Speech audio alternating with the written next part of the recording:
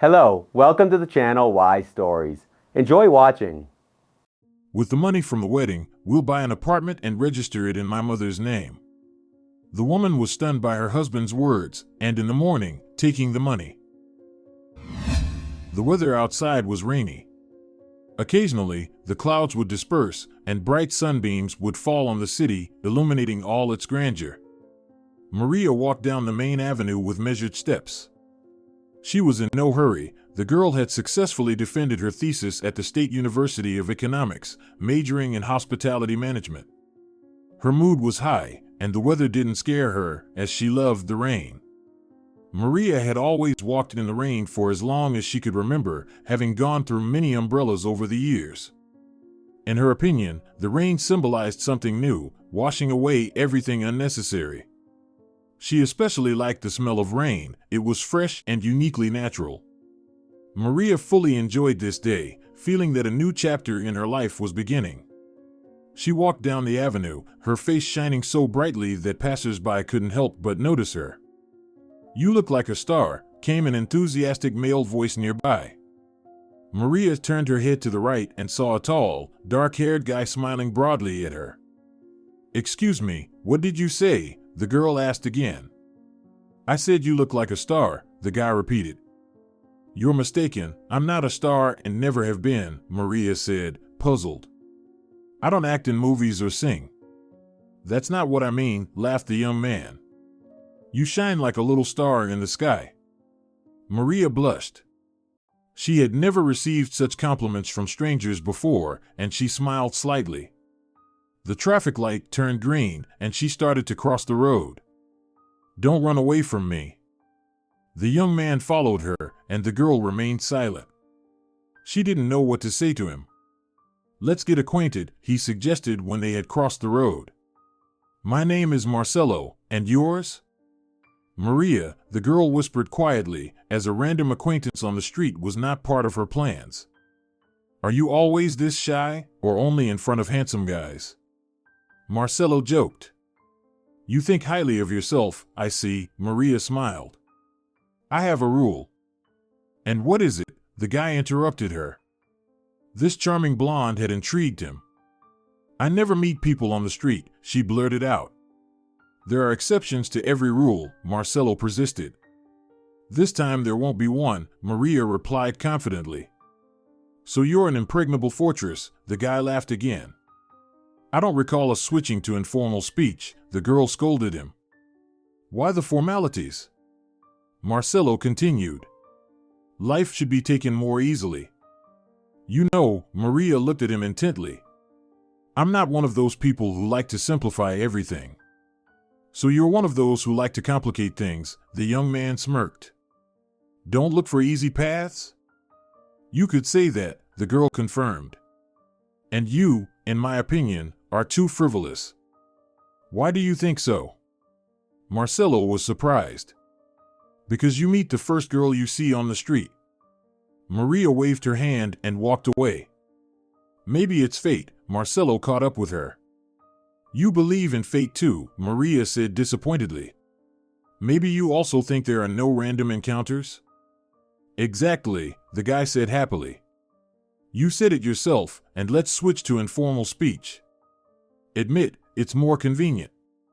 "Fine, have it your way," Maria agreed. "Now can we go our separate ways?" "Are you always this sociable?" Marcelo couldn't help but want to talk to her more. "To be honest, a random acquaintance wasn't part of my plans for today," the girl started to open up. "Let's each go our own way.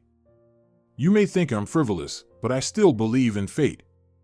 "How about this?" Maria looked at the guy mysteriously. "If you believe in fate so much, then it will surely bring us together again." "We live in a big city," Marcelo said thoughtfully. "That's exactly what I wanted to prove," the girl replied happily. "You don't really believe in fate."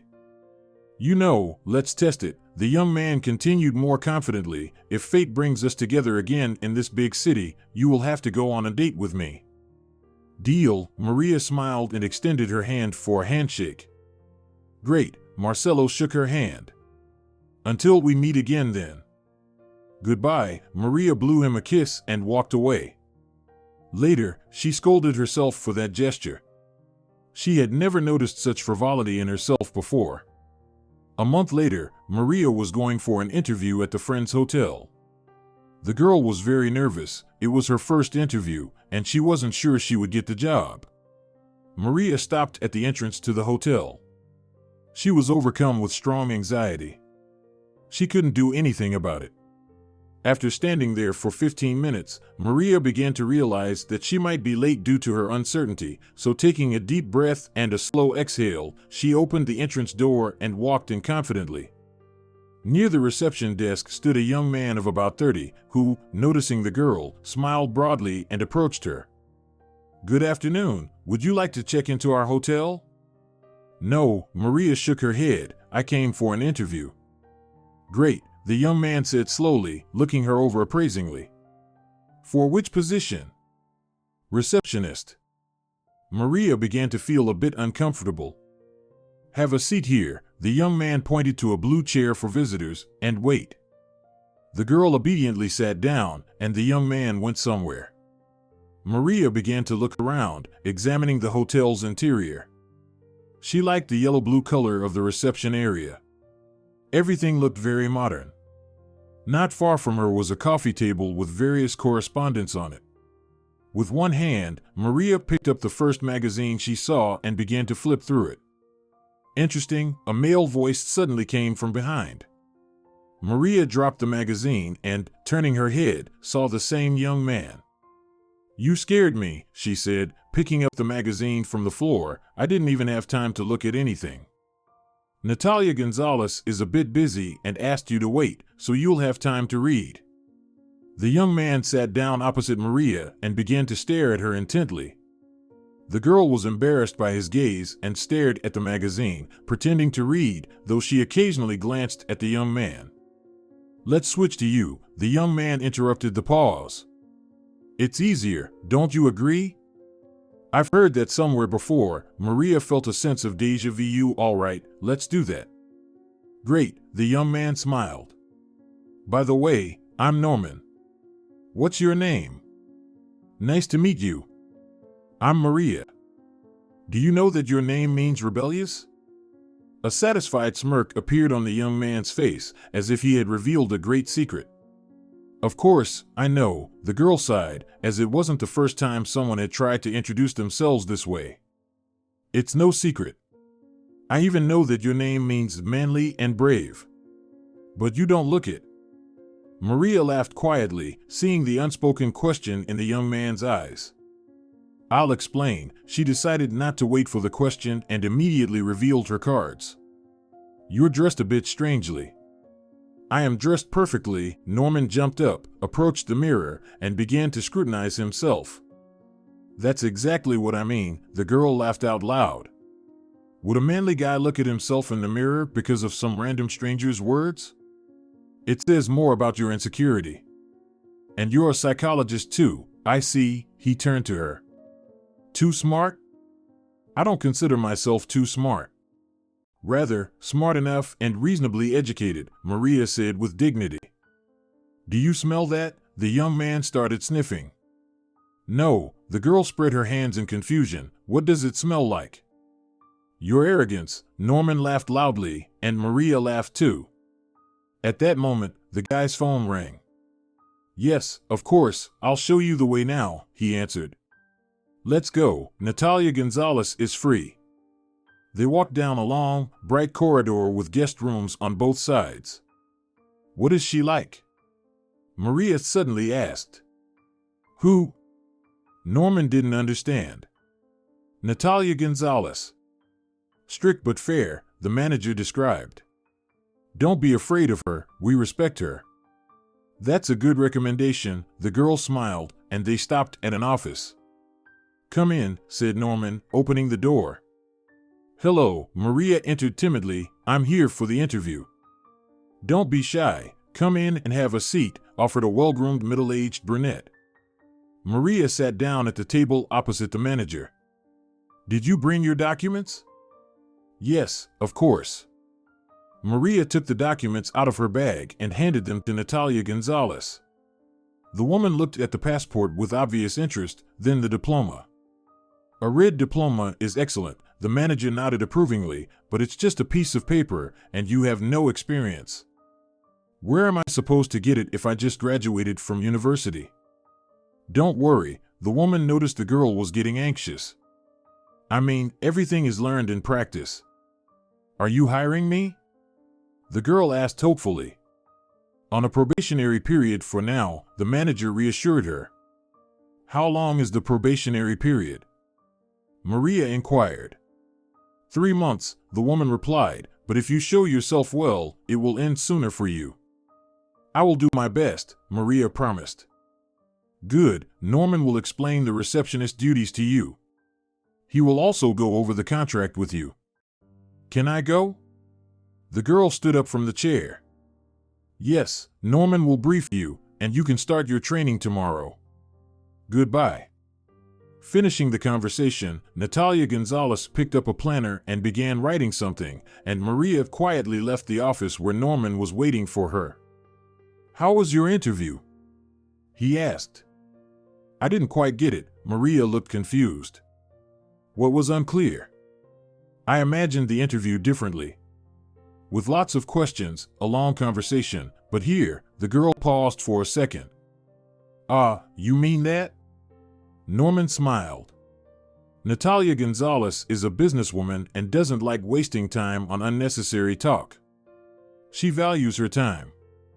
Then how does she know if a person is suitable? Maria asked, surprised. Just by looking at the documents? No, she's also a psychologist. She can see right through a person. She believes that anyone truly reveals themselves only in practice, not in theory. Well, then she could just send people straight to training without an interview. Maria suddenly felt a bit upset that she didn't seem to be of much interest. You'll understand her later. You need to get used to it here, the guy smiled again. She invited you to see you in person. If she didn't like you, you wouldn't have made it to the training.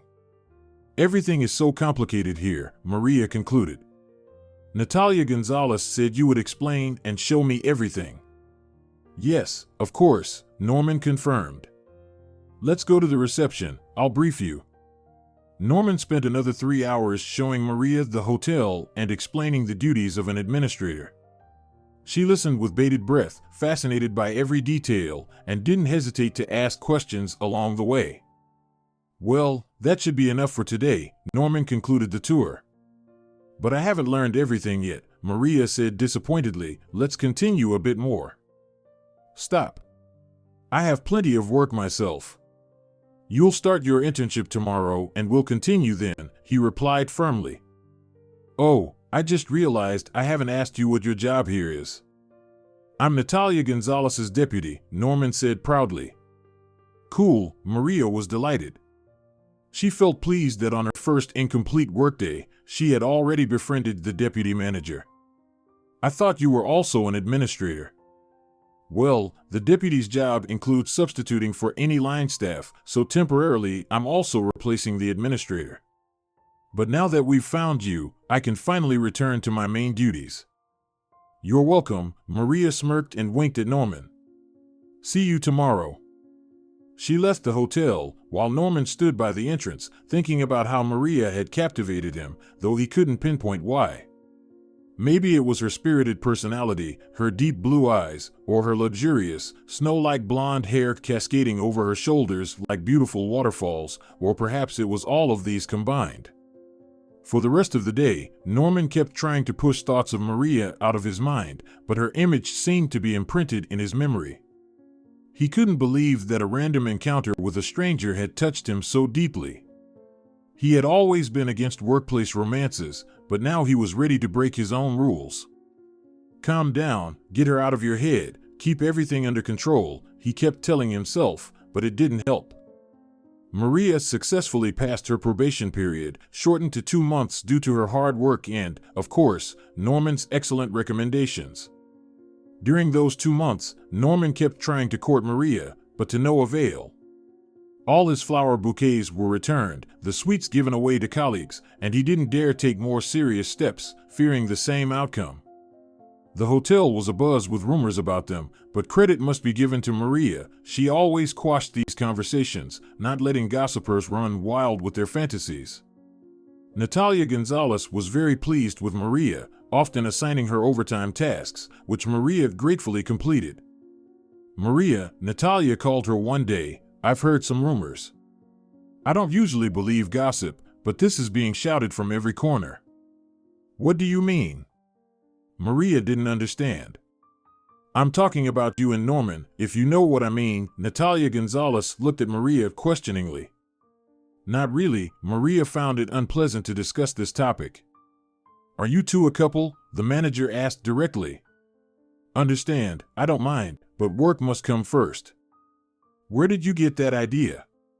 Maria was a bit indignant. "We're just friends." "Do you believe in friendship between a man and a woman?"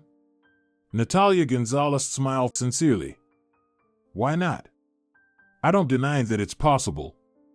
"How naive you are," the woman looked at the inexperienced young girl. She felt a twinge of envy that she herself no longer had this faith in all things good and had long stopped believing in fairy tales. "Maybe I'm naive, but I don't spread gossip." With these words, Maria's eyes widened. She immediately realized she had said something inappropriate, but as they say, you can't take back words once spoken. "Are you being cheeky?" the manager responded calmly. "Maintain subordination, please. Or have you forgotten who you're talking to?" "Oh, I'm sorry, Natalia Gonzalez." Maria began to apologize. "I don't know, it just slipped out." "Go back to work," the woman said with displeasure, and Maria realized she was in trouble. "Okay, I'll go then." Maria shot out of the manager's office like a bullet, stopped near the door, and couldn't catch her breath. What happened? Norman, who was nearby, approached her. I'm such an idiot," Maria cried. He hugged her. He didn't want to find out the reason, he was just pleased to support her. "So, what happened?" he asked for propriety's sake. "I said something stupid to her." Maria held her head in her hands, feeling both ashamed and embarrassed in front of the manager. "Whatever you said, it can always be fixed," Norman tried to calm her. "Go apologize." "I already did, but she's still upset." Tears rolled down Maria's cheeks again. Norman wiped them away with his hand, finding it pleasant to touch her soft, velvety skin. Her tears reminded him of dewdrops, just as pure and clear. He was ready to give a lot to ensure she never cried again. "Calm down, my dear," he whispered to her. Maria looked at him, their gazes met, and something incredible happened, an indescribable magnetism. They were drawn to each other so strongly that it was impossible to stop. Their lips touched and merged in a passionate kiss. "And you say it's just friendship," suddenly said the voice of Natalia Gonzalez, who had stepped out of the office. "I don't understand." The girl blushed like a tomato, wishing she could disappear from the embarrassment of the moment. "It just happened." "There's no need to justify yourself," the woman patted her on the shoulder and turned to Norman. "I hope this won't affect the quality of your work." "I promise everything will be as always, at the highest level," the young man replied affirmatively. "What I love about you is your honesty and keeping your promises," smiled Natalia Gonzalez and returned to her office. "Oh God, how embarrassing," exclaimed Maria. "Don't worry. Everything will be fine now." Norman hugged her tightly. He wanted to hold his beloved girl like this for the rest of his life and never let her go. Maria took a deep breath. She couldn't fully understand what had happened between them and why she was suddenly so drawn to him. She decided not to dwell on it and give the young man a chance to make her happy. "Let's agree not to rush things," she said. "As you wish," Norman smiled. It didn't matter to him what would happen next. The main thing was that she was here, with him. Over the next 6 months, their relationship flourished. Norman courted her beautifully, and their colleagues envied their relationship. Every week, the young man gave Maria bouquets of flowers, sometimes roses, sometimes tulips, sometimes orchids. Maria herself hadn't decided which flowers she liked best, so she enjoyed any kind. Besides, no one had ever shown her such consistent attention before. After each workday, Norman would walk her home, hoping for an invitation for an evening coffee, but Maria wasn't in a hurry to invite him over. She liked him, of course, but she wasn't entirely sure he was the one she wanted to spend her life with. Something was missing. Perhaps her feelings weren't deep enough, or maybe they weren't there at all. Just a liking and nothing more. Every girl dreams of a grand and pure love, to see and never want to part. She didn't have those feelings for Norman, but since there was no one else on the horizon, she decided he would do. However, sometimes at night, her conscience tormented her, and she feared hurting the young man with her confession of not having feelings for him. By morning, her conscience would calm down, and everything would go on as usual. The young man, on the other hand, wasn't quite happy with this arrangement. He couldn't understand why their relationship wasn't progressing beyond kisses and hugs, especially since his desire grew stronger each day. He longed to feel her soft, firm body in his strong, manly hands, but that wasn't happening. Another in his place would have long cooled off and left the object of his desire alone, but not him, for in addition to physical attraction, he had real, deep feelings for her. He decided it was love. "Let's go to my place today," he suggested to Maria one day. "Why?" she feigned surprise, pretending not to understand what he meant. "The weather outside is great. Let's go for a walk instead." "Great? It's raining." Norman was slightly annoyed by her categorical stance on spending time together at home. "Did I ever say I love rain?" "No," the young man replied dryly, "and I don't like it much either." "Strange, you live in a city where it rains all the time, and you don't like rain?" Maria was surprised. "Is that even possible? And I love you, but you stubbornly refuse to come to my place, and you don't invite me over either. Don't you find that strange?" Norman decided to set things straight. "I asked you not to rush me," she reminded him. "Is that request so hard to fulfill?" "Maria, we've been together for 6 months, only kissing in corners. Don't you find that funny?" Norman asked indignantly. "If my friends found out, I'd be the subject of their jokes. I didn't know your friends' opinions were so important to you. I thought you were a self-sufficient person who only cared about his own opinion. But please understand me," Norman softened. "I love you very much and want us to be closer to each other. There's nothing wrong with that. I'm not ready for the next step yet," Maria spoke candidly. "I'm fine with things as they are. But I'm not. I want to move forward." Norman took her hands and looked into her eyes. "I desire you so much, insanely. My patience is running out." "And what will happen when it completely runs out?" She withdrew her hands. "Will we break up?" "No, of course not," exclaimed Norman. "I just can't go on like this. I think I'm losing my mind." "Well, let's go for a walk today, and we'll see about the evening," Maria said. Maria kissed him on the cheek and went to her workstation. Norman stood still for a couple more minutes, feeling a spark of hope ignite inside him. He was really looking forward to the evening ahead, and with this thought, he worked until the end of the workday. "Shall we go?" he asked as he approached the reception desk. "Yes, just a couple more minutes and I'll be free." Maria was finishing her shift and needed to wrap up some documents. "All right, I'll be back in 5 minutes then." Norman stepped out of the hotel. 10 minutes later, he returned with a gorgeous bouquet of pure white roses. His face was beaming with happiness. "These are for you," he said, handing the flowers to Maria. "Thank you." "That's so nice," she said, inhaling the fragrance of the flowers.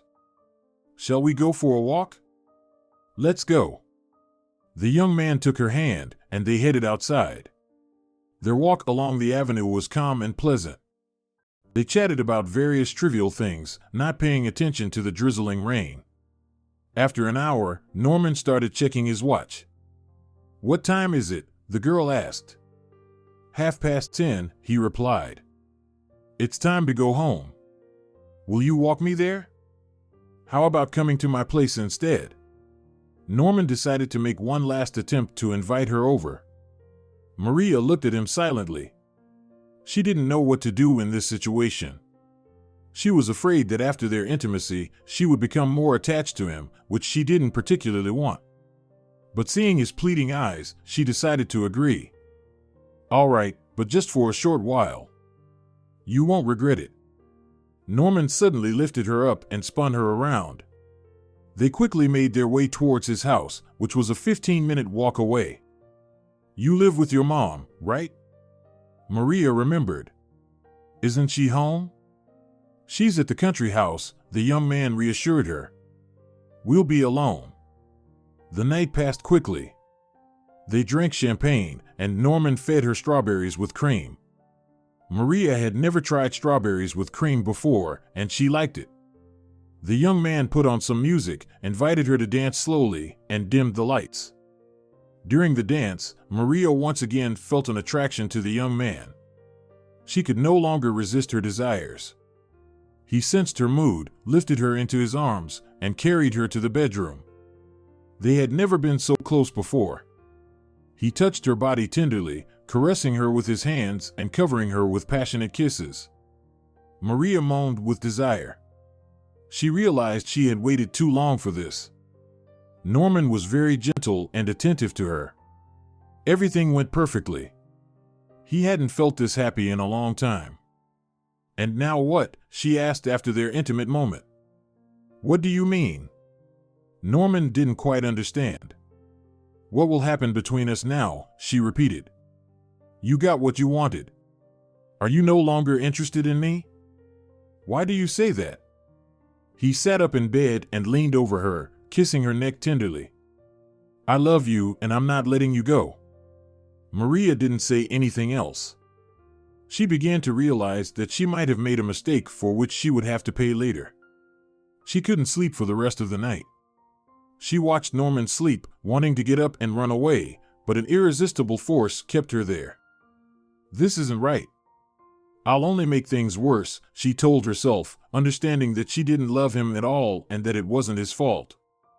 Son, a woman's voice unexpectedly called out in the morning, are you still asleep?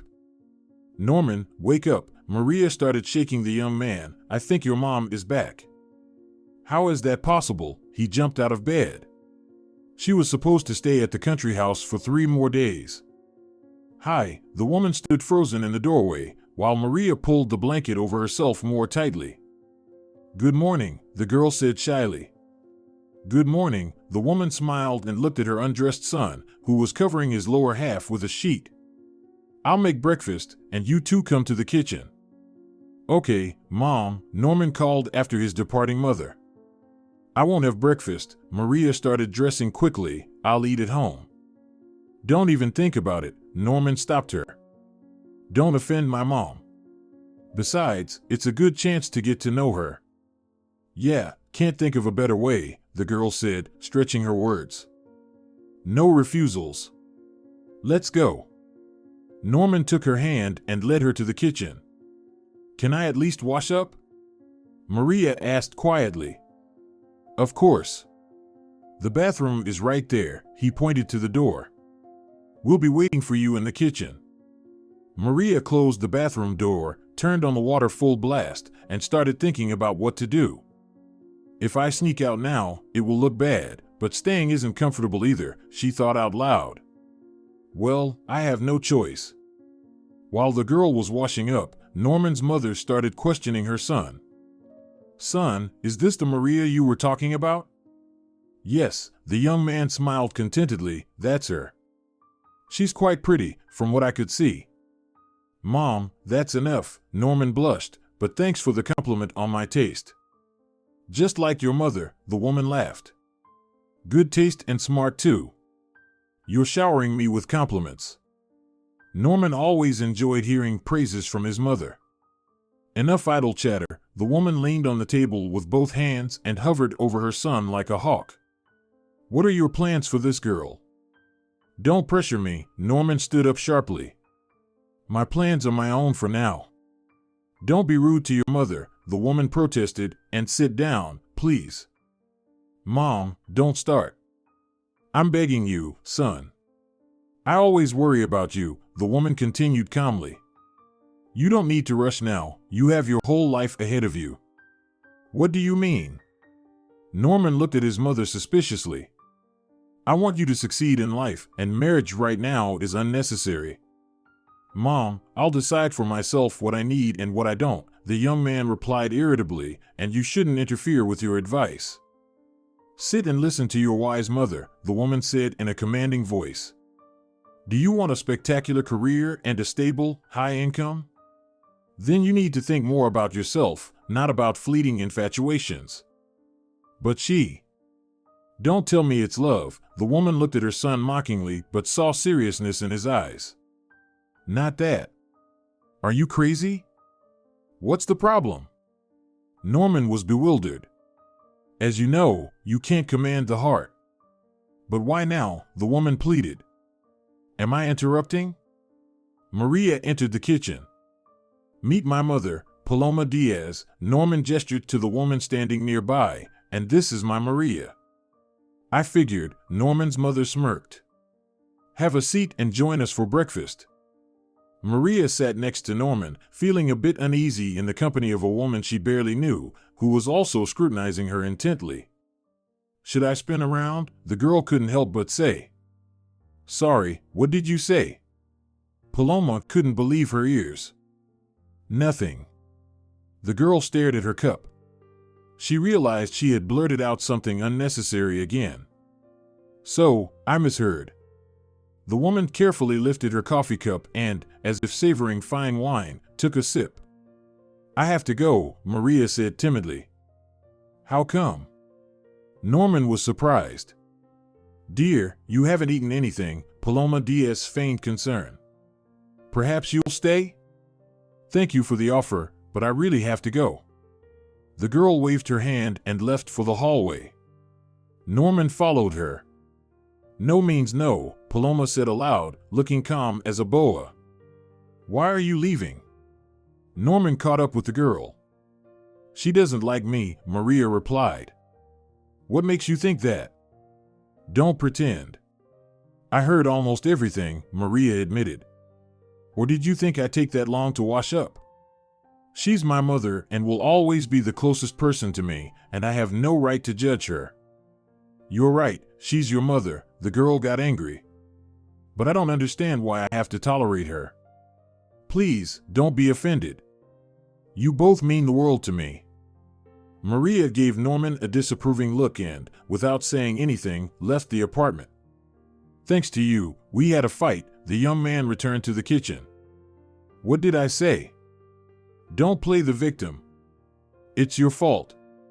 Son, how am I to blame? For being a mother? That's not the point, Norman shouted in frustration. You're a smart woman, but you act so foolishly. Good to know you think I'm smart. Paloma Diaz's composure was something to envy. Just listen to your wise mother. I repeat, you need to think about your well-being now, and you can always tie the knot later. And have you thought about my feelings? The young man persisted. Or are you only interested in your own thoughts and feelings? You'll have many Marias, but you only have one mother. So think about what you're saying. I don't need many. I only need her. Do you understand? Her son snapped, banging his fist on the table. Calm down, my dear, his mother approached and stroked his cheek. Don't be so nervous. You're my only one, and I don't want to fight with my only son. Well, then at least let me make my own decisions for once, Norman pleaded. Fine, have it your way, but don't come crying to me later, his mother warned. Do as you know best. For a whole week, Norman couldn't find peace. He thought a lot about his mother's words, and strangely, they made more sense to him over time. Despite loving Maria, his mother had always been his top priority.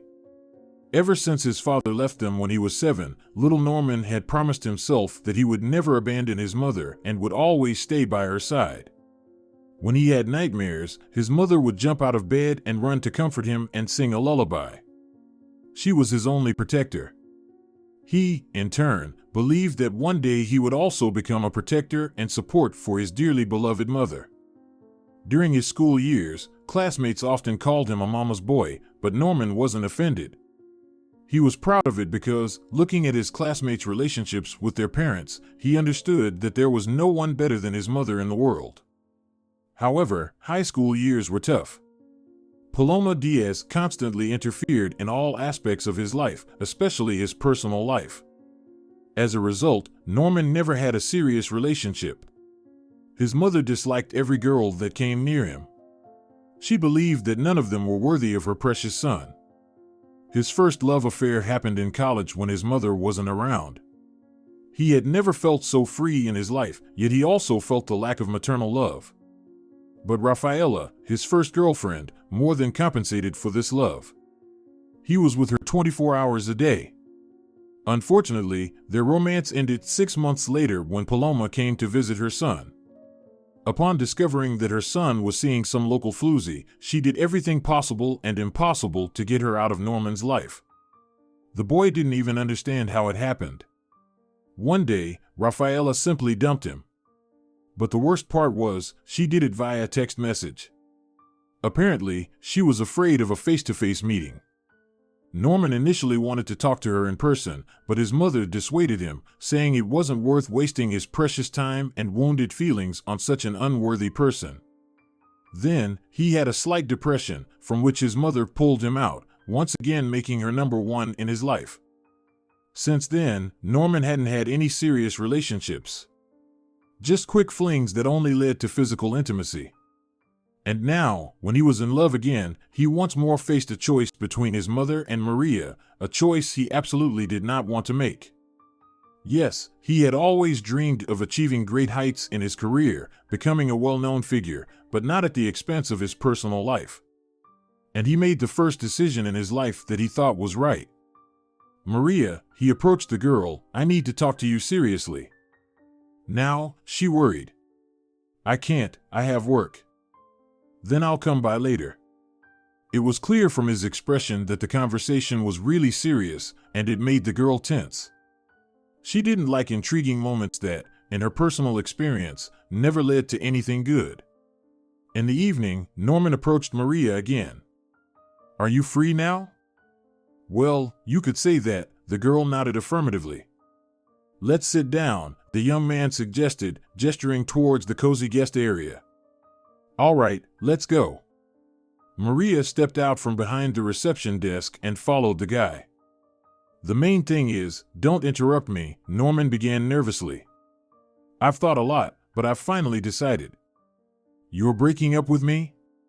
Maria was a bit surprised, but a spark of hope ignited in her soul, since she herself couldn't bring herself to break up with him due to her decency and gentleness. "No." "What are you talking about?" "Quite the opposite." "What do you mean by opposite?" the girl asked, holding her breath. "Maria, my love," Norman got down on one knee. Not this, she thought, as this was the last outcome she had anticipated. "I want you to be my wife." He handed her a red box. The very one every girl dreams of, but not Maria. At least, not from him. "Will you marry me?" Maria stared at Norman without blinking. She was so stunned that she couldn't even move. After a moment, she came to her senses and started looking around. Some colleagues and passing guests had stopped, waiting for her answer. Someone even shouted, "Say yes." But Maria couldn't bring herself to give any answer. "Come on, spare the guy, his legs must be numb by now," said a familiar male voice from behind. Maria realized she had heard that voice somewhere before.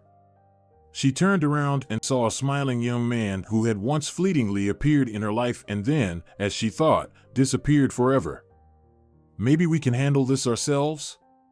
Maria replied somewhat rudely. "If you can't decide, say no," the young man continued. "Why are you interfering?" The girl was still agitated. "No one asked for your advice." "What's going on here?"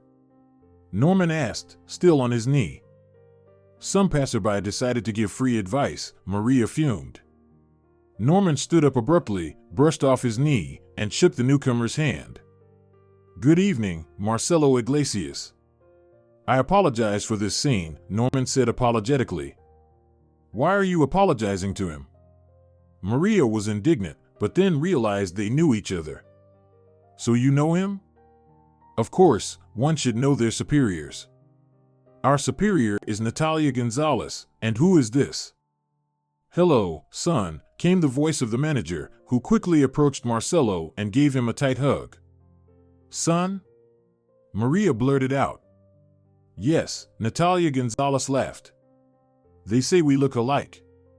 Like two peas in a pod, confirmed Norman. Let's go to the office, tell me about your trip. The woman took her son by the hand and led him towards the office. Marcelo turned to Maria, their eyes met. He winked at her. You know, Maria declared loudly in the lobby, I agree to be your wife. Marcelo stopped, stared at her intently, smirked, and followed his mother. I'm the happiest man in the world, shouted Norman and started crying. Stop it, please, the girl wiped his tears. All right, I'll get back to work. The next day, Maria kept expecting to see Marcelo, but he was nowhere to be found. Natalia Gonzalez, she called the manager, I'm sorry about yesterday. I just didn't know he was your son. It's all right, it happens, the woman smiled. He hasn't been around today, Maria continued, trying to find out where he was. He left. But it's strange. Why strange? You see, he studied abroad, finished his studies. I thought he had returned for good, but in the morning he started packing quickly. He didn't explain anything? The girl couldn't calm down until she found out where he was. He mumbled something nonsensical and left. The woman was upset about this. When will he be back? Why are you interested? The woman suddenly realized. By the way, congratulations. Thanks, for what? How come? You're getting married, Natalia Gonzalez smiled sincerely. Well, yes, right, Maria lowered her gaze, but the manager said no more and went about her business. And then Maria realized she had made a mistake. She shouldn't have agreed to the proposal. Her mind was a complete mess that she couldn't sort out herself. What should I do now, she thought, but there was no answer. A month later, preparations for the wedding began. Maria still hadn't dared to refuse, so she just went with the flow. Paloma Diaz constantly imposed her opinions on the future daughter-in-law about everything. And Maria agreed to everything. She didn't care how or where their wedding would take place, because she didn't want it at all. Even Maria's dress was chosen by her future mother-in-law, not giving a word to the girl's own mother. The day before the wedding, Maria was, as usual, working at the hotel. She was enjoying her last day of freedom, as the next day a completely different life awaited her, family life. Maria, Natalia Gonzalez interrupted her thoughts. Why are you at work today? It's my shift today. You should have come to me and asked for the day off. You have your wedding tomorrow. You should rest today, so go home, and I'll put someone else in your place, suggested the manager. No need, I'll finish my shift myself. This is not up for discussion, said Natalia Gonzalez sternly. The weather is good, take a walk, clear your thoughts, you seem overwhelmed. All right, agreed Maria and started getting ready. She left the hotel and walked along the avenue, watching the movement of the northern capital. The people passing by seemed so happy, something she couldn't boast of. The upcoming wedding felt like a burden on her shoulders. What are you thinking about? Marcelo approached her unexpectedly. You're back? Maria was surprised. Yes. And I'm due a date, reminded the young man. What date? Maria didn't understand. Remember? We agreed that if fate brought us together again, we would have a date. Oh, that's what you mean? Maria recalled sadly. Now is not the right time for that. Why not? Marcelo smirked. Because of your upcoming wedding? Exactly, so go your own way. Why did you agree to it? Marcelo started probing. I thought you would refuse. I don't even know, Maria began to open up, everything just spun out of control, then you appeared. Are you saying you agreed to marry someone else because of me? Marcelo laughed sincerely. What do you think of yourself? Maria was indignant. So much for modesty. Let's do this, Marcelo said intriguingly. Let's spend your last free day together. And why would we do that? Well, at least because you look very sad, and I'm a master of fun, Marcelo winked at her. So, what are your suggestions? Maria was curious. She was genuinely interested in the young man's intentions. Well, let's take a walk together first, and then I'll whisk you away to a very atmospheric place. He took her hand, and she didn't resist. She found it pleasant. For 3 whole hours, they walked around the city, stopping in shops where Marcelo bought some little things. Sometimes it was a jar of honey with walnuts, sometimes a box of hard candies, and in the last shop, Maria couldn't take her eyes off a beautiful rainbow umbrella she had wanted for a long time. Miss, Marcelo addressed the shop assistant, we'll take that umbrella. Excellent choice, the shop assistant approved and processed the purchase. This is for you, Marcelo handed the umbrella to Maria, as a trophy. Why? It wasn't necessary, Maria was embarrassed. I like doing something nice for you. He looked at her with tenderness and couldn't resist. His lips touched her soft lips, and they kissed. Anything else? The shop assistant brought them back to reality. No, thank you, Marcelo smiled. His heart was pounding like crazy. For a moment, it seemed to him that everyone around could hear it. Maybe we should go now? Maria asked barely audibly. She was very embarrassed by their unexpected kiss. Let's go. I know just the place. Marcelo confidently took her hand and led her. Maria didn't even ask where they were going. She didn't care, as long as she was with him. In 20 minutes, they were in an unfamiliar apartment. What a large apartment. Whose is it? Maria asked. Mine, Marcelo replied. Do you live here alone or with your mom?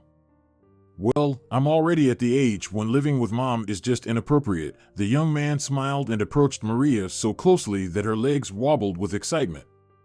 With one swift movement, he pulled her to him and kissed her again, and chills ran down her spine. She couldn't resist, nor did she want to.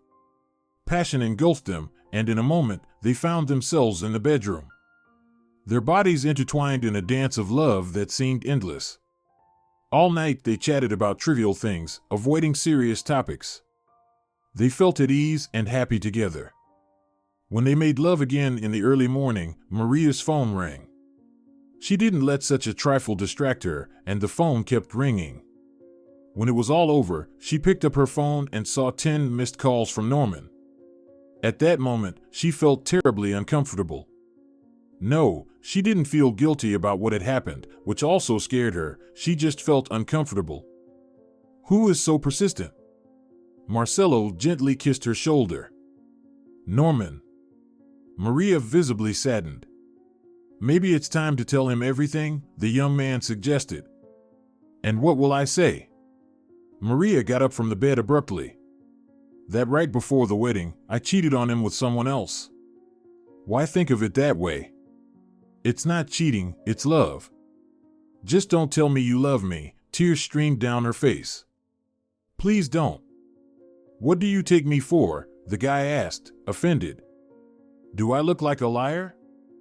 Don't say anything, Maria cried.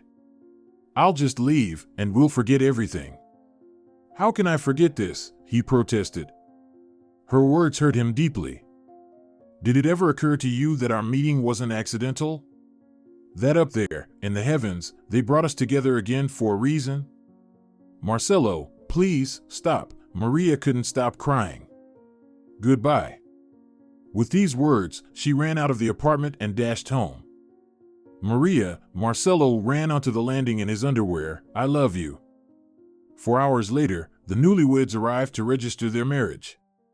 On the way, Norman didn't ask his bride why she hadn't answered the phone. The registration went smoothly. Everyone around was happy and crying with joy. Only the bride cried for a completely different reason. She realized she was making the biggest mistake of her life, but she couldn't do anything about it. She felt that Norman was her trial, which she had to pass with dignity. At the restaurant, guests partied to the fullest. The groom looked very happy, but the bride seemed to be in mourning. Her mother-in-law couldn't help but notice. "Can I steal your son for a couple of minutes?" she addressed the bride. "Mom, usually they steal the bride, not the groom at weddings," Norman joked and went with his mother. "Look at your wife, she looks terrible," Paloma Diaz started the conversation. "She's just overwhelmed," Norman tried to calm his mother. "Well, you're not blind," his mother shook him, "she doesn't love you." "Maybe that's enough," he pushed his mother away. "Stop ruining our wedding." "Well, as you wish," the woman huffed and returned to the festive table. "Dear newlyweds and guests, we have new arrivals," the host announced into the microphone. "More guests have come to congratulate the newlyweds." Maria looked toward the host and saw Natalia Gonzalez with her son. The girl was shocked and frightened by what was happening. "My dear Maria and Norman," Natalia Gonzalez began her congratulations, "I am happy that two of my most beloved employees have decided to unite their lives. I wish you happiness and prosperity. And here is my gift to you." The woman approached the newlyweds and handed them an envelope. Marcelo approached his mother and took the microphone from her. "I need no introduction, many here already know me," Marcelo began, "and for those who don't know me, I'll introduce myself. My name is Marcelo Iglesias, and I am the owner of the hotel where our newlyweds work." Maria felt a pang in her chest upon hearing the news. She couldn't believe it. She had always known that Natalia Gonzalez was the hotel manager and that she had been hired like any other employee. But finding out that her son was the owner was a shocking revelation for her. "I want to tell you a story," Marcelo continued. "A story of unfulfilled love. A young man once met a charming stranger by chance, and he fell madly in love with her at first sight.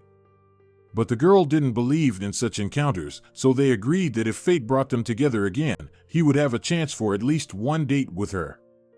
Time passed, and fate did not bring them together. And what do you think the young man did? Hired a detective to find her, someone from the audience shouted. "No, not that," Marcelo replied. "Maybe he followed her?" Norman suggested. "What do you mean?" Marcelo clarified. "Well, at their first meeting." "Right," Marcelo nodded. "He didn't rely on fate. He followed her to see where she lived. Then, of course, he waited honestly, but the meeting didn't happen. So the desperate lover decided to act. The girl was looking for a job at the time, and our guy had his own business." "And how did he invite her there?" Norman asked, while Maria, sitting next to him, began nervously drumming her fingers on the table. "She got a call from work at his request and was invited for an interview," Marcelo continued. "And bingo, she got the job without any experience, practically after a 5-minute conversation. Just like how you got hired at the hotel. Remember?" The groom nudged the bride lightly with his elbow. "Yes, coincidences do happen," Maria said sadly. "No kidding," Natalia Gonzalez said in amazement, looking intently at Maria and her son. "And what happened next?" someone from the audience shouted again. "Next, it was simple. He arrived at the most inopportune moment.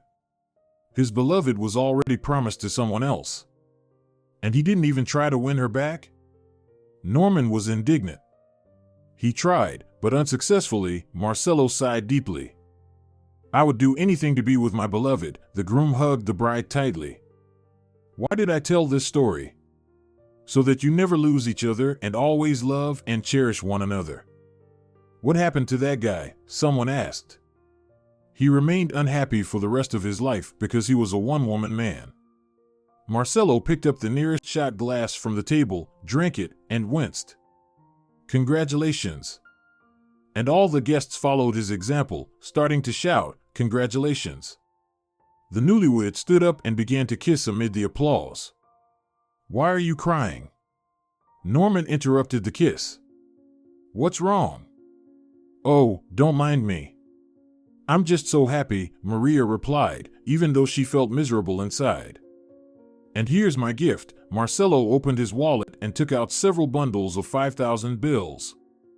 They say happiness isn't in money but in its quantity. What a gift, Norman was amazed. Thank you for your generosity. So much, Paloma Diaz exclaimed, flying over. Let me hide it. We'll handle it ourselves. Maria took the money. Unfortunately, we must go now. Right, son? Natalia Gonzalez asked. Yes, you're right, Marcelo agreed, shaking the groom's hand. Then, bending over to the bride, he whispered in her ear, Be happy, my love. What wonderful people, the mother-in-law admired. What will you do with all that money now? Mom, we haven't decided yet. Let's talk after the wedding. Son, can I have a minute? Norman's mother called him with a cunning look. When Maria was left alone, her mother sat next to her. Daughter, you look pale. What's wrong? The woman was very worried. Maria said nothing, leaning on her shoulder and bursting into tears. Don't cry. Don't cry, dear. The woman stroked her head while her heart broke from her child's bitter tears. I might be wrong, but it seems you don't love Norman. No, the daughter whispered quietly.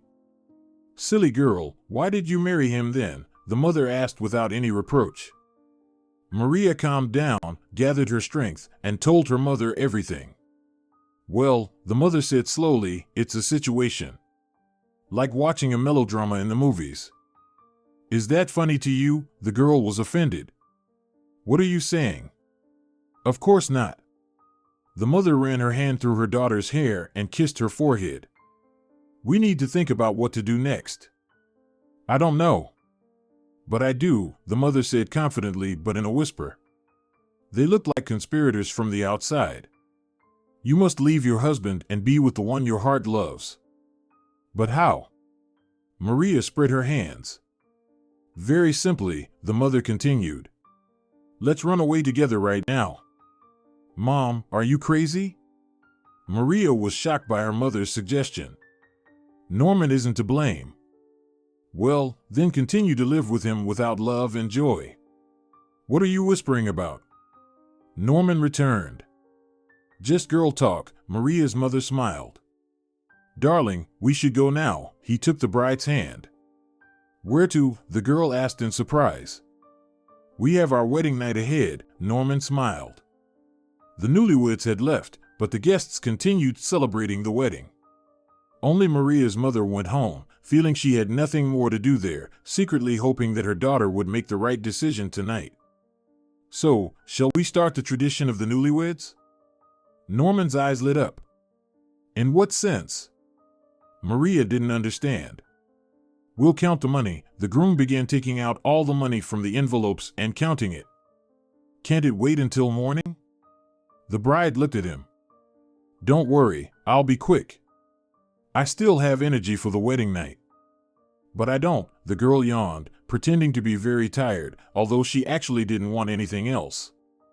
Well, all right, go rest, but wait a minute. What? Maria asked irritably. I suggest we buy an apartment with the wedding money. Go ahead, the girl replied indifferently. And we'll register the apartment in my mother's name, Norman said casually. Why is that? Maria was outraged. I'm the head of our family, and I've decided so, the guy stated his position. Or your mother decided so? The girl was furious. So that's why she kept pulling you away at the wedding. Don't talk nonsense, the groom said calmly. You two really planned this well, Maria said sarcastically. I just don't understand why the apartment needs to be in your mother's name. It's simple, Norman smirked. She opened my eyes. It was you Marcelo was talking about at the wedding. You thought I was a complete fool. What are you talking about? Don't pretend. And to make sure you get nothing in a divorce, I'll register the apartment in my mother's name. The guy looked like a successful detective who had just solved a crime. You know what? Maria raised her voice. It turns out you don't love me, you only love your mother. At least she doesn't lie to me and would never betray me. The guy looked at his wife with disgust. I just realized why you didn't answer your phone this morning. You were with him. What are you talking about? The girl shouted. Did your mother tell you that too? And he's quite the charmer. Didn't even fear coming to the wedding. Norman smirked, and what a story he told. Brought tears to my eyes. What do you want from me? I want you to disappear from my life forever, Norman answered confidently. What? Did your love fade so quickly? Maria laughed. You know? It turns out that when someone stabs you in the back, love instantly evaporates. Then it wasn't love to begin with, the girl concluded. Maybe, Norman admitted, but now I have enough money to leave the hotel and start a new life. By the way, you're sleeping in the chair tonight, and in the morning, when I wake up, I don't want to see you here. You've changed quickly. That's what money does to people. Get lost, the groom shouted, I hate you. I thought better of you. Why did you marry me? Out of pity? Think what you want, Maria replied calmly. I'm going to sleep. Goodbye. Norman went to the bedroom, taking the money with him. Maria couldn't sleep. She couldn't understand why Norman had changed so drastically. She didn't want to believe it was all because of money. The girl was sure that he couldn't be 100% certain about her affair with Marcelo. In her mind, it all came down to the money. Where is the world heading? He had been such a good, decent person, and in one moment, a large sum of money drove him crazy, turning him into a cruel and unstable person. Early in the morning, while Norman was still asleep, the girl tiptoed into his room, quietly took the bag of money, and left the apartment. She walked through the morning city. The street sweepers had already started their daily work, even though it was just dawn. It was fresh and cloudy outside. She didn't know where to go. At first, Maria thought of going to her mother, but deciding she didn't need tears and long, tedious conversations right now, she headed. You? Marcelo was surprised, opening the door. He didn't expect to see Maria at his doorstep early in the morning, and in a wedding dress no less. Will you let me in? She asked shyly. Of course, come in. He opened the door wide and accidentally touched her hand. My God, you're freezing. It's cool in the morning, she explained. Let's get you straight into the hot water bath, he began fussing, and then I'll give you my warm robe and we'll have some hot coffee. No, actually, I'll make some mulled wine. Mulled wine? The girl was delighted. I love it. Me too, Marcelo smiled. It warms both the body and the soul. Maria entered the bathroom, took a warm shower, and her body slowly began to warm up. But her soul was still cold. Here's a robe, Marcelo said as he entered the bathroom. Get out, the girl said shyly. I'm not looking. The young man closed his eyes, then realized that wasn't enough and turned away. Is this better? Yes. Maria got out of the bath, dried herself with a towel, and put on Marcelo's robe. She felt nice wearing his thing. The robe seemed to be imbued with the scent of his body, which she still remembered. Take a seat, he seated her on a chair in the kitchen. Here's your mulled wine. The girl wrapped her hands around the glass. The warmth of the drink transferred to her body. After a few sips, the warmth filled her from the inside. How beautiful you are, Marcelo admired her. I'm glad you came to me. And I'm glad too, Maria looked down. You know, when my mom and I left your wedding yesterday, she interrogated me. She figured everything out? The girl felt guilty about the whole situation. I think everyone figured it out. The young man smiled broadly. That's why you're here. Did Norman understand too? No, his mother figured it out first, then she told him, and he confronted me only at home. He's got some self-control, I must say, Marcelo marveled. There's nothing to envy. He chose money, not me, the girl sighed. Did you want him to choose you? The young man was astonished. No, that's not what I meant. Maria began to justify herself. I meant he never loved me from the start. It was all an illusion. And he needed a push to realize that.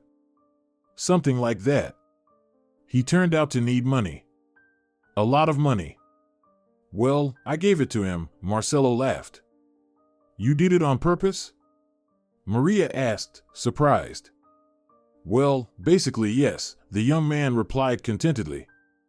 You didn't know, but I got a second degree in psychology. I crack people like you, Norman, easily. And how did you know he'd choose money? I was hoping for that. Then why were you surprised by my arrival? You should have known I'd come. That's where you're wrong. I really couldn't have imagined you'd come to me. The thing is, when you love someone, you can't analyze their actions properly. Feelings get in the way. You love me? The girl asked. Very much. Madly, with every cell of my body and soul, Marcelo replied, picked her up, and spun her around the kitchen. Stop, the girl laughed loudly. I'm getting dizzy. Do you love me? He set her down and looked her in the eyes intently. Yes, she whispered and leaned in to kiss him. The young man didn't mind at all. He had been waiting for this moment. What did your mom say after all? Maria broke away from the kiss. She was very curious about Natalia Gonzalez's opinion on the matter. My mom told me not to give up and to fight for my love until the last drop of blood. Did she really say that? The girl laughed. Basically, the young man scratched his head. That's how it was. So she's not against our relationship? Not at all. He kissed her again. And what is that package you brought? Marcelo accidentally caught sight of it. Oh, Maria said slowly, I'll show you now. She took the bag and poured all the money onto the kitchen table. I don't understand. Marcelo looked focused. Did you steal money from Norman? Why steal? It was given to both of us as a gift. You little rascal, he gently wagged his finger at her. The money needs to be returned. How to return it? Protested Maria. I'm not giving anything back. My dear girl, Marcelo hugged her, give the money back to him and let's consider it your way out of family life with him. Well, then I'll take half, the girl pouted.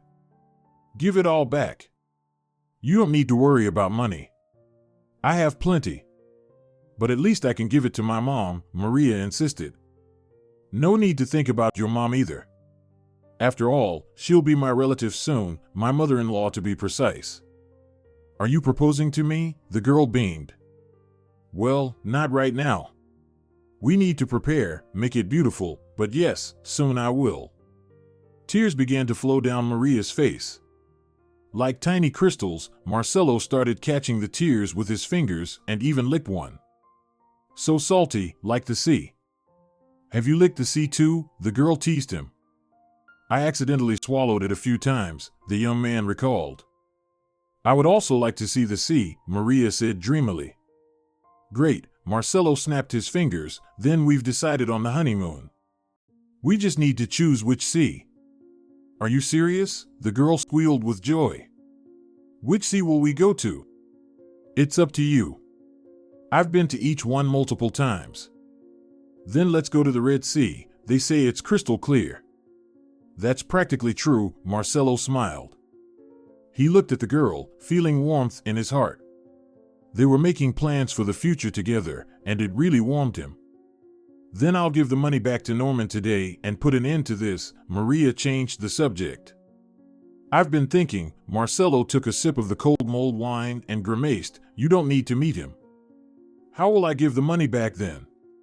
Send it by mail? I'll deliver it. No need. Don't go to him, the girl begged. She was worried about Marcelo. Are you afraid for me? He noticed her fear. Of course. Who knows what's on his mind? Don't worry, everything will be fine. I'll go to him now, and you try to get some sleep. Agreed? I'll try, but no promises. Half an hour later, Marcelo was ringing Norman's doorbell. So you came after all? He opened the door. Marcelo noticed the guy was drunk. What do you want? And good morning to you too. Marcelo opened the door wider and tried to enter the apartment, but Norman didn't let him. Not even going to invite me in? Get out of here. Norman shouted down the hallway. You took my money and my girl, and now I'm left with nothing. Marcelo sharply hit the guy's face with the door. He fell. Marcelo picked him up off the floor and dragged him to the shower. Don't. It's cold. Norman screamed throughout the apartment. After a few minutes, he finally came to his senses. Why did you do that? Norman came out to the kitchen. Oh, you're back. I'm making you some strong coffee. Marcelo put a cup of coffee on the table and sat the guy down. What do you want from me? Norman couldn't calm down. Here's your money. Marcelo put the bag on the table, and Norman immediately looked inside. Are you going to count it? Who do you think I am? Who I think you are is my business, but your actions and words speak volumes. What do you mean? Norman didn't understand. When you opened the door, you said I took your money and your girl, Marcelo reminded him. I stand by my words. Your priorities are strange. Money comes first. Oh, that's what you mean. Well, those are just words. No, they're not just words, it's your attitude towards life, Marcelo continued. Maria wasn't important to you, she temporarily replaced money for you. How to explain it simply? Love and money are like drugs, but different. You, not getting one high, replaced it with another. And when you got what you really wanted, love became unnecessary. Stop brainwashing me. And what difference does it make now? Norman got up from the table.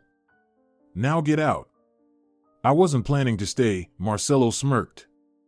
She can file for the divorce herself, Norman said. And there won't be any need for a divorce. Marcelo's face was glowing with delight. He knew the taste of victory and felt its approach. You are not married. What do you mean? Norman was stunned. We signed the papers, had a wedding party at a restaurant. I arranged for it all to be fake. I knew she loved me, and she felt sorry for you. Why spoil her passport with an unnecessary stamp? You scoundrel! Norman lunged at him with his fists. Have you lost your mind? It's none of your business, Marcelo pushed him away. And if she finds out about everything, do you think she will stay with you? I'm not hiding anything from her. I truly love her, and unlike you, she is my top priority. I did all this just for us. I want to make her truly happy, understand? Get out. Norman shouted. I don't want to see you anymore. Marcelo calmly walked toward the exit. 2 years later, Maria and Marcelo were vacationing on the shore of the Red Sea. The girl couldn't believe her happiness. She enjoyed family life as Marcelo had become her support and protector. In return, she surrounded him with tenderness and care. Who's come to visit us? Marcelo cooed, looking at his daughter. How do you like the sea, my princess? You could ask me too, his wife pouted. I'm asking you too, he kissed her. Maria smiled with pleasure. Why are you fussing around here alone? Natalia Gonzalez approached them. Maria, your mother and I miss our granddaughter. We'll take her, and you two can relax. Maria lay next to her husband on the neighboring lounge chair. They held hands and looked at each other with such warmth, as if happiness itself filled them from within. Which, most likely, was the case. Well, I promised you the Red Sea, and a promise must be kept. Marcelo stroked her hand. But you promised for the honeymoon, his wife recalled. And whose fault is it that you got pregnant? Do you really not know who's to blame? Maria laughed. Well, I have my suspicions, but not 100%, Marcelo joked, but here we are, and we're together. Thank you for inviting my mom too, Maria thanked her husband. How could I not? Try not inviting the mother-in-law. She'd get back at me later, Marcelo laughed. It's actually good that our moms agreed to relax with us and work as grandmothers. Yes, they are great. Maria glanced aside and saw their daughter splashing in the water with her grandmothers, who hovered around her, not stepping away for a moment. "What do you think? Should we open a hotel by the sea?" Marcelo suddenly asked. "By the Red Sea?" Maria was stunned by the suggestion. "Well, let's start with the Black Sea. After all, it's our native country, and we'll think about the Red Sea later." And the couple began discussing opening a new hotel. Marcelo looked at his wife and realized that happiness and love truly existed in this life. He liked that he had all of this. What does a person really need? For at least one person on this vast planet to love him sincerely, despite minor flaws, and for you to be ready to change for the better for them. You can have a lot of money and be utterly unhappy, or you can be completely poor but happy because you are loved and awaited. But it's better if these two components coincide. Marcelo came to the conclusion that everything in his life was wonderful, and he sincerely wished the same for everyone in the world. But he still felt that something was missing, and he couldn't figure out what exactly.